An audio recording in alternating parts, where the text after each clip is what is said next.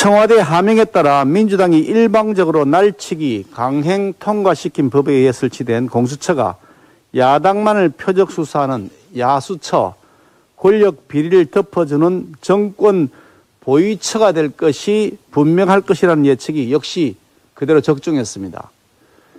공수처 출범 후 지난 10개월 동안 공수처의 행적을 살펴보면 공수처는 노골적으로 야당 대선 후보만을 표적 수사하는 윤석열 수사처로 아예 간판을 바꾸어 달고 정치 영업을 하고 있는 것으로 보입니다.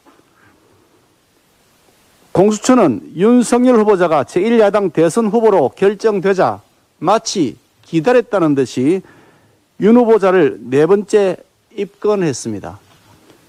검찰의 판사 성향 문건을 불법 사찰로 둔갑시켰습니다.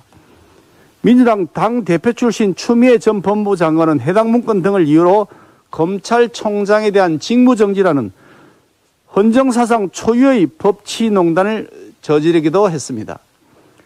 월성 원전 경제성 평가 조작 사건 등 정권을 겨냥한 검찰의 권력형 비리 수사가 본격화되자 검찰 수사를 무력화시키기 위해 저지른 짓이었음을 우리 국민들은 다 알고 계십니다.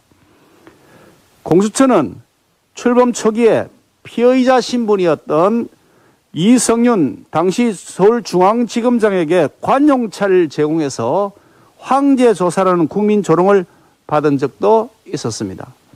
최근에는 공익제보 사건을 고발 사주로 둔갑시켜서 제1야당 국회의원 사무실 기습 압수수색하는가 하면 검찰청 전 대변인의 공용 휴대폰을 위법적인 내용으로 위법적인 절차로 압수수색했습니다.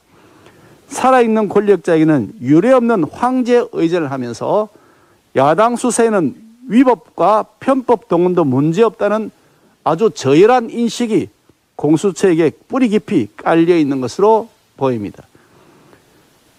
문재인 정권은 지금까지 그랬듯이 앞으로도 제1야당 대선 후보인 윤석열 후보를 쓰러뜨리고 흠집내기 위한 모든 수단과 방법을 가리지 않을 것으로 보입니다. 하지만 문재인 정권의 법치 파괴와 특권, 반칙, 이것이 바로 정의와 상식의 윤석열 후보자의 오늘을 잊게 했다는 사실을 다시 한번 상기시켜 드립니다. 정권이 온갖 비열한 방법으로 윤 후보를 공격하면 할수록 윤석열 후보에 대한 국민들의 지지는 더욱 단단해질 것입니다. 거짓과 꼼수는 결코 정의와 상식을 이길 수 없기 때문입니다.